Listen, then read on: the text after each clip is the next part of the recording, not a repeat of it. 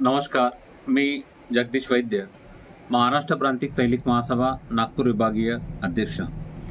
मित्रांनो, महाराष्ट्र प्रांतिक तैलिक महासभेचे प्रदेश अध्यक्ष तथा माजी खासदार अंदाजी तळस साहेब, महासचिव माननीय डॉक्टर भूषणजी कर्डिले साहेब यांच्या नेतृत्वात, यांच्या मार्गदर्शनात महाराष्ट्रभर आमचं काम चालत असते।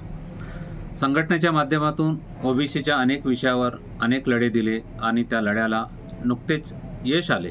मग तो ओबीसीचा आरक्षणाचा विषय असो की शिक्षणाचा विषय असो, नुकतेच त्या लढ्याला यश आले ते म्हणजे शासनाने ज्ञानज्योती सावित्रीबाई फुले आधार योजना लागू केलेली आहे। ज्या माझ्या ओबीसी बांधवांना बीजेएनटी, एसबीसी आणि ओबीसी मध्ये येणाऱ्या विद्यार्थ्यांना स्वाधार योजना म्हणजे काय, तर ज्या विद्यार्थ्यांना वसतिगृहामध्ये प्रवेश मिळालेला नसेल अशा प्रत्येक जिल्ह्याच्या ठिकाणी जिल्हानिहाय कॅटेगरीनुसार 300 मुली आणि 300 मुलांना स्वाधार योजना मिळणार आहे, ज्यामध्ये त्यांना निवारा असो, भोजन असो की निर्वाह भत्ता म्हणून जिल्हानिहाय कॅटेगरीनुसार 60,000, 51,000 आणि 43,000 रुपये मिळणार आहे।